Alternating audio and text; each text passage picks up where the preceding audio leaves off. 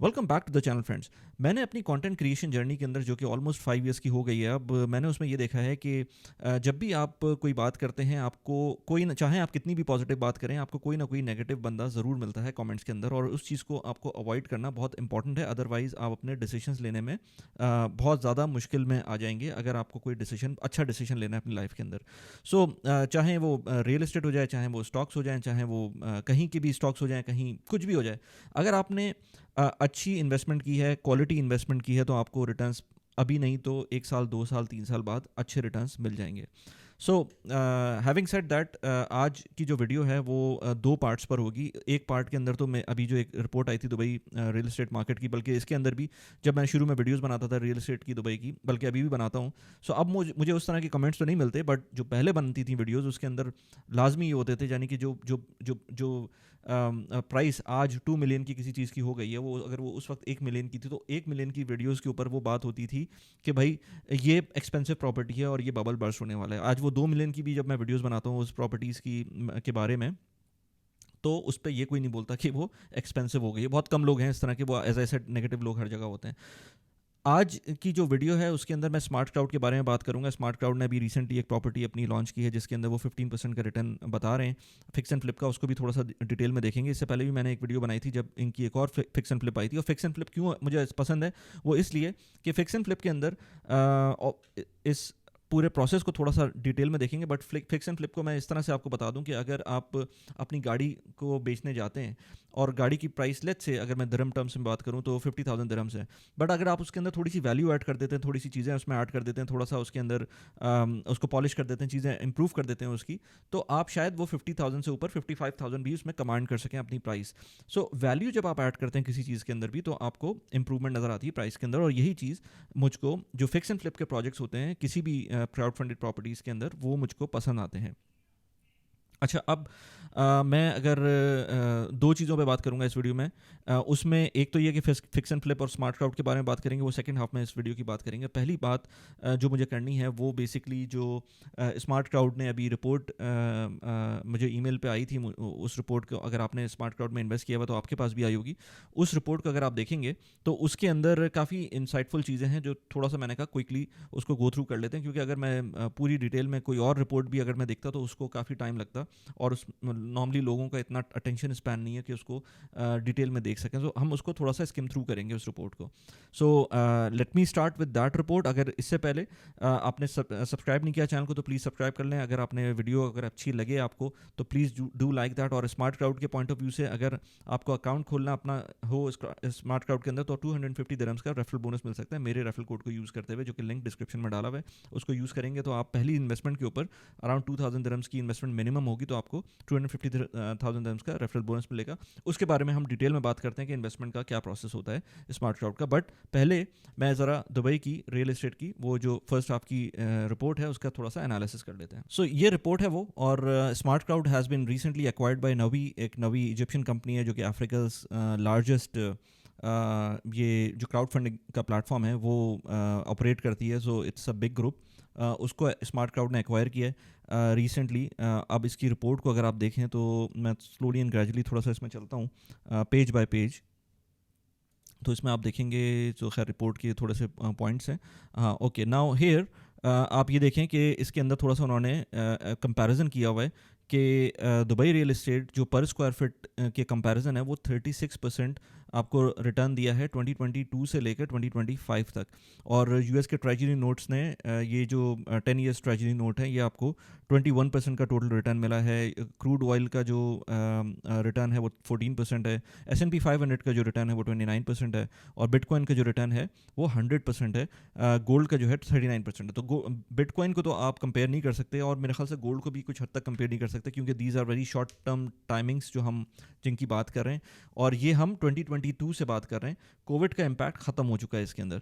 अच्छा, इसके अंदर मैंने एक कमेंट कुछ लिखा था यहाँ पर, ये मैं देख लेता हूँ। हाँ, अच्छा, इसमें एक चीज़ और, दुबई की रियल एस्टेट हम जब बात करते हैं ना किसी चीज़ की भी, कि इसके अंदर लेट्स से अगर हम बोलें कि भाई दुबई की रियल एस्टेट जो है वो अच्छी चल रही, तो ये तो पर स्क्वायर फिट एक जनरल एरिया, जनरल टर्म्स में बात की 36%। बट अगर मैं इसी टाइम में एमआर के स्टॉक्स को देखूंगा तो 3x इमार के स्टॉक्स भी हूँ मैं, और इमार का स्टॉक जो है बेसिकली वो आपको बताता है कि दुबई की ओवरऑल जनरल रियल एस्टेट की जो पल्स है वो क्या है। ऑफ कोर्स उसके अंदर आप डायरेक्टली उस तरह से तो उसको नहीं इक्वेट कर सकते, बट एटलीस्ट आपको ये शो कर रहा है कि व्हाट इज़ द प्रोजेक्शन और लोग क्या सोच रहे हैं, क्योंकि stock market is actually the indicator कि इन्वेस्टर्स क्या सोच रहे हैं और किस तरह से सोच रहे हैं। तो एमआर का स्टॉक 3 टाइम्स हो गया, 300% बढ़ा है इसी टाइम में। बिटकॉइन को भी उसने बीट कर दिया है अगर हम बात करें 2022 से लेकर 2025 तक। सो ये कुछ पॉइंट था। और फिर हाँ, जो टॉप मिलियनर माइग्रेशन इस वक्त हो रही है, जो इस वक्त अगर आप देखेंगे कि जो पूरी दुनिया से मिलियनर्स माइग्रेट कर रहे हैं वो यूएई के अंदर सबसे ज़्यादा हैं। 2025 में अगर आप देखेंगे तो हेनली एंड पार्टनर्स की जो रिपोर्ट है उसमें ऑलमोस्ट 10,000 लोग इस साल मूव करेंगे, जो 2025 के अंदर मूव करेंगे। और जो 2024 से लेकर 2014 से लेकर 2024 तक का जो मिलियनेयर इनफ्लक्स है वो 100% है यूएई के अंदर, यानी कि डबल हो गए हैं मिलियनेयर्स। सो ये भी मैंने कहा। और फिर उसके अंदर कुछ एक एनालिसिस था कि रेडी सेल के अंदर जो सिचुएशन है वो क्या है। तो हमको यहाँ पर नज़र आ रहा है कि जो सेल्स ट्रांजैक्शंस हैं वो किस तरह से कर रही हैं इस वक्त फर्स्ट हाफ के अंदर in comparison to last year. So IMPZ के अंदर 240% की सेल्स ट्रांजैक्शन है, दुबई मरीना में 45% की है, JVC के अंदर -2%। और ये सिर्फ सेल्स ट्रांजैक्शन है, इसमें प्राइस की बात नहीं हो रही है। बिजनेस बे के अंदर -1.4% है, डाउनटाउन के अंदर -10% है, 10.5% है, और दुबई सिलिकॉन ओएसिस के अंदर 131% है। यानी कि ये शो कर रहा है कि किस एरिया के अंदर लोग इस वक्त ट्रांजैक्शन ज़्यादा कर रहे हैं, किस में कम कर रहे हैं कंपेयर टू लास्ट ईयर। और IMPZ के अंदर अगर हम सेल प्राइस ग्रोथ वॉल्यूम देखें तो उसके अंदर बाय कम्युनिटी पर स्क्वायर फीट की बेसिस के ऊपर तो IMPZ में ऑलमोस्ट 6% का है, दुबई मरीना में 2.8% का है, JVC के अंदर 14.4% का है। इस वक्त भी JVC के अंदर ग्रोथ नज़र आई है फर्स्ट हाफ के अंदर। बिजनेस बे के अंदर -2.3% का है, डाउनटाउन के अंदर 7% का है, और सिलिकॉन ओएसिस के अंदर 43% का है। ये शो कर रहा है कि बेसिकली जो आपके लेगेसी एरियाज़ हैं जो कि बहुत let's say high in demand होते हैं, दुबई डाउनटाउन या बिजनेस बे या लेट्स से दुबई मरीना, उसके अंदर जो प्राइस ग्रोथ है वो उस तरह की नहीं है compare to the new upcoming areas. तो ये आपको आइडेंटिफाई करना होगा कि कौन से एरियाज़ हैं जिसके अंदर आप इस तरह की ग्रोथ ले सकते हैं जो कि आगे जाकर आपको, क्योंकि एज एन इन्वेस्टर आपको क्राउन ज्यूल तो नहीं पहन रहा ना आपको कि भाई मेरे पास जो है ना बुर्ज खलीफा के अंदर अपार्टमेंट है, अनलेस एंड अनटिल वो आपको रिटर्न ही नहीं दे रहा कोई अच्छा, तो आपको ज़रूरी नहीं है कि बुर्ज खलीफा के अंदर अपार्टमेंट लें। आपको तो इन्वेस्टर, बीइंग एन इन्वेस्टर, आपको ये देखना है कि कहाँ पर आपकी जो इन्वेस्टमेंट है वो उसकी ग्रोथ ज़्यादा हो रही है। So here you can have a look like एक जनरल सा एक आइडिया है। मैंने भी अभी DLRC के अंदर एक स्टूडियो बुक किया था, तो मैंने उसके ऊपर भी वीडियो बनाई थी और उसका क्या थॉट प्रोसेस था उसकी वीडियो मैंने लगा दिए कार्ड के अंदर, उसको आप जाके देख सकते। अच्छा, अब अगर अगली स्लाइड देखें तो यहाँ पर मुझको नज़र आ रहा है Dubai rental market by size. तो ये एक आपको आइडिया दे रहा है कि स्टूडियो 1 बेडरूम, 2 बेडरूम और 3 बेडरूम, इसके अंदर क्या आपको 2024-2025 के अंदर क्या ग्रोथ नज़र आ रही है। स्टूडियोज़ ऑफ कोर्स वर जो रेंटल डिमांड है वो वहीं से आ रही है। स्टूडियो से नज़र भी आ रहा है कि स्टूडियो की रेंटल डिमांड ज़्यादा है, और उसके अंदर जो ईयर ऑन ईयर चेंज है दिरहम्स पर स्क्वायर फीट के अंदर वो भी आपको ज़्यादा नज़र आ रही है। तो इस रिपोर्ट की जो कॉपी है वो आप नीचे कमेंट्स में देखेंगे या डिस्क्रिप्शन में देखेंगे, तो वहाँ पर मैंने उसको लगा दिया, उसको डिटेल में जाकर देख सकते हैं आप। इसी तरह से नंबर ऑफ़ स्टूडियोज़ जो नज़र आ रहे हैं कि किस तरह से आपको जो आपकी ट्रांजैक्शंस हैं, कितने यूनिट्स की ट्रांजैक्शंस हुई हैं। तो जो स्टूडियो है उसके अंदर ट्रांजैक्शन बढ़ी हैं, 1 बेडरूम में भी बढ़ी हैं, 2 बेडरूम में भी बढ़ी हैं, और 3 बेडरूम में भी बढ़ी हैं। बट जो सबसे ज़्यादा बढ़ी हैं वो आपको नज़र आ रहा है कि स्टूडियोज़ के अंदर ही परसेंटेज टर्म के अंदर बढ़ी हैं, वरना जो सबसे ज़्यादा कंपोनेंट है 1 बेडरूम 2 बेडरूम स्टूडियो का, वो सबसे ज़्यादा 1 बेडरूम की जो इन्वेंट्री आप कह सकते हैं कि जो ट्रांजैक्शंस हुई हैं नंबर ऑफ़ यूनिट्स की, वो 1 बेडरूम है। अच्छा, यहाँ पर ये रेड से मैंने ही लिखा है, cash flow is the king, इनकी रिपोर्ट में नहीं था। यहाँ पर जो ग्रॉस रेंटल यील्ड है, अच्छा इसमें इन्होंने ग्रॉस रेंटल यील्ड को इसलिए मेरे ख्याल से रखा है कि क्योंकि पूरी दुनिया में जो आप डेटा गैदर करते हैं आपको हर जगह पर मल्टीपल और चीज़ें आ सकती हैं उसके अंदर। दुबई में हमें पता है कि आप जब भी रेंटल दे रहे होते हैं तो उसके अंदर रेंटल पे प्रॉपर्टी देते हैं तो उसके अंदर कुछ स्पेसिफिक एक्सपेंसेस होते हैं। तो यहाँ पर जो एक्सपेंस आपको नज़र आ रहा है वो जो भी एक्सपेंसेस होंगे वो इसमें इंक्लूड नहीं किए हुए, बट टचिंग ऑलमोस्ट 10%। जब आप इसके अंदर सर्विस चार्जेस आज मिला लेंगे, इसमें जो और भी डिफरेंट एक्सपेंसेस होते हैं वो मिला लेंगे, तो मेरे ख्याल से समवेयर बिटवीन 7% 6.5 to 7.5% के करीब आपको बहुत ईजिली रिटर्न मिल सकता है, जो कि और कहीं आपको इस तरह से नहीं मिलेगा। यहाँ पर भी जो ग्रॉस रेंटल यील्ड के अंदर दुबई मेजर सिटीज़ के अंदर बहुत ऊपर जा रहा है, और इसमें देख सकते हैं कि सोल साउथ कोरिया का बिल्कुल नीचे है, हंगरी बहुत नीचे है, इसी तरह से और मेन सिटीज़ हैं जो कि काफ़ी नीचे हैं। और जो नेट रेंटल यील्ड है वो आपको राइट साइड पे नज़र आ रही है। दुबई की नेट रेंटल यील्ड जो कि 2020 से लेकर अब तक का दिखा रहा है, तो 6.34% का है, जो कि मेरे ख्याल से आपको इतना मिल सकता है। 6.3%, कभी कभी 7% या 6%, डिपेंडिंग ऑन आपने किस तरह की प्रॉपर्टी ली है। कुछ प्रॉपर्टीज़ में ज़्यादा भी हो सकता है, और ये कोई वो प्रॉपर्टीज़ नहीं है जो लेट्स से किसी ने शॉर्ट टर्म रेंटल पे दिया हो। ये अगर आप नॉर्मल प्रॉपर्टी की तरफ जाएंगे और उसको ईयरली रेंटल पे देंगे तो इस तरह का रेंटल रिटर्न आपको मिल सकता है। अच्छा, उसके बाद ये फिर एरिया वाइज रेंटल यील्ड का एक चार्ट है, जिसके अंदर आपको डिफरेंट एरियाज़ के अंदर आपको नज़र आ रहा है कि let's say Dubai silicon oasis की जो रेंटल यील्ड के जो इंक्रीमेंट है वो उस तरह से नहीं हुआ। इसी तरह से और जो डिफरेंट लोकेशंस हैं उसके अंदर भी आपको ये परसेंटेज चेंज नज़र आ रहा है कि कितना परसेंटेज चेंज हुआ है पिछले साल से लेकर अब तक। और यूजुअली जो रेंटल यील्ड है वो थोड़ी सी कम हुई है एरिया बाय एरिया, तो क्योंकि प्राइसेस बढ़ रही हैं तो रेंटल यील्ड अभी उस तरह से उसको कोप अप नहीं किया है। तो ये एक चीज़ है जो इस चार्ट के अंदर आपको नज़र आ रही है।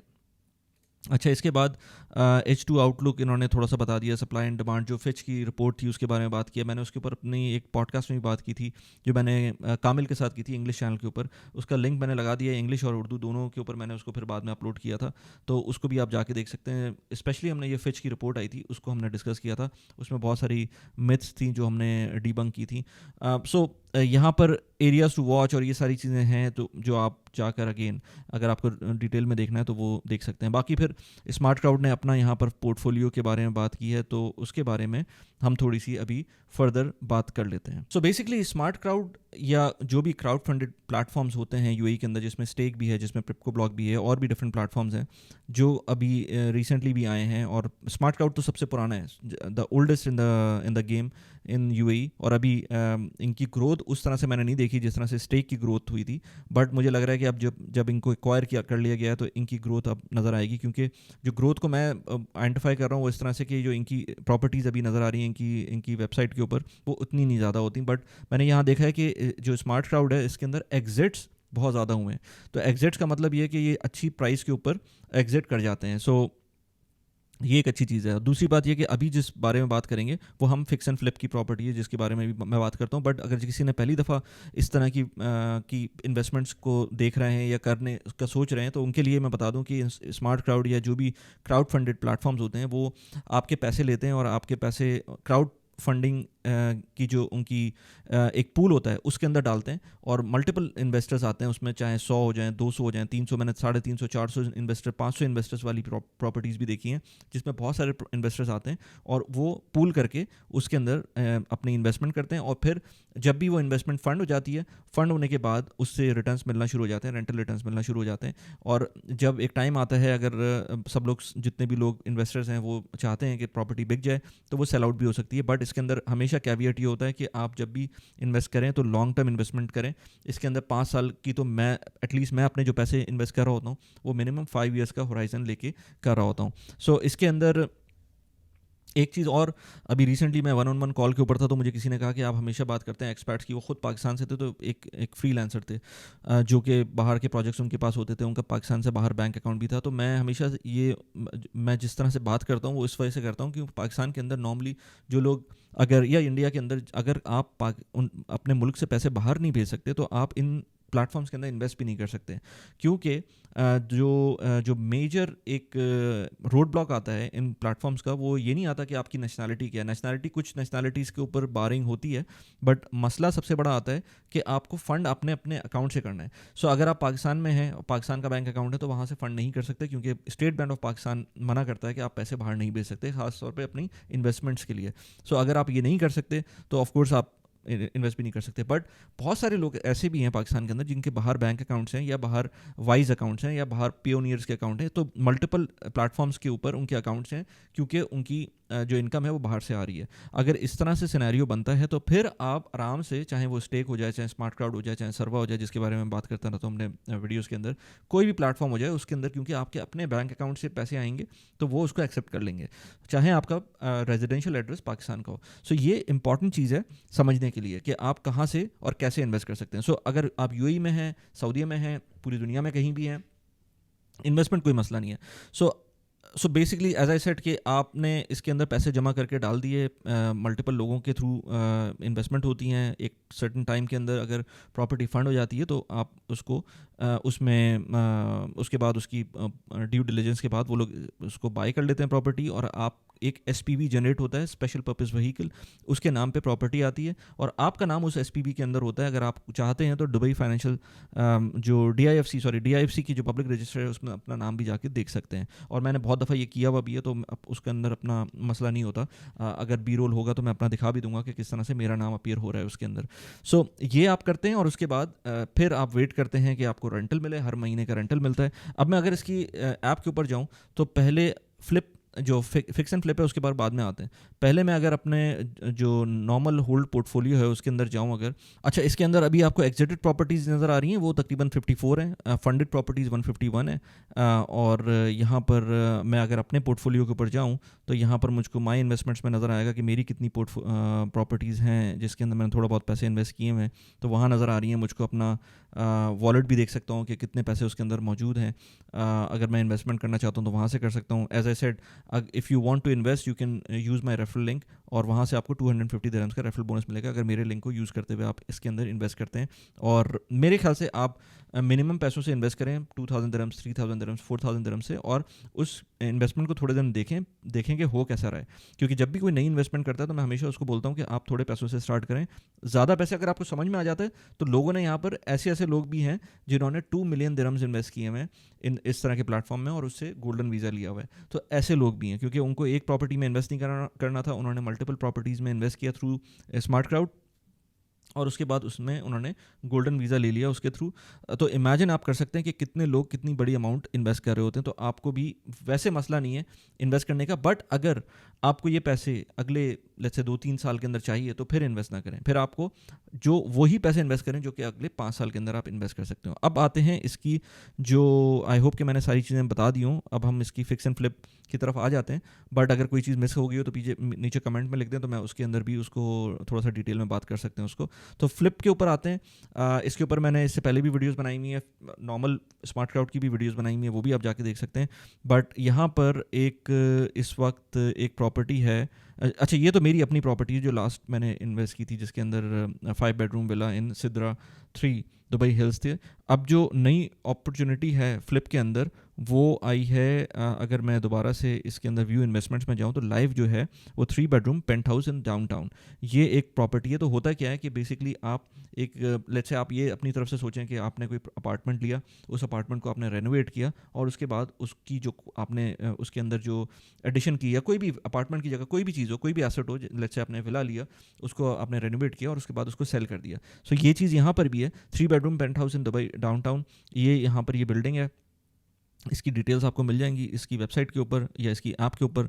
और अगर मैं पिक्चर्स के अंदर जाऊं तो आपको पिक्चर्स नज़र आएंगी कि करंट पिक्चर्स किस तरह की हैं, और उसके बाद ट्रांसफॉर्मेशन, इसको क्या प्लान है इनका, किस तरह से प्लान करेंगे। ये वैसे ही मुझे बहुत अच्छी लग रही है बिल्डिंग, बट इसके बाद जब ट्रांसफॉर्मेशन होगी तो ऑफकोर्स उसको देखने वाली बात होगी कि किस तरह से उन्होंने ट्रांसफॉर्म किया है। और उसके बाद अभी करंटली 32% फंडेड है, ये यहाँ पर नज़र आ रहा है। तो 32% फंड के अंदर इसका मतलब ये कि जल्दी इसमें फ़ंड हो जाता है। आई डोंट नो कि मैं कितना जल्दी इस वीडियो को अपलोड कर सकता हूँ, बट 32% फंड अगर आप देखते हैं इसको जितना भी आगे, तो उसके हिसाब से आप अपना देख लें अगर आपको इन्वेस्ट करना है। Expected return of investments return जो है वो 15% का है।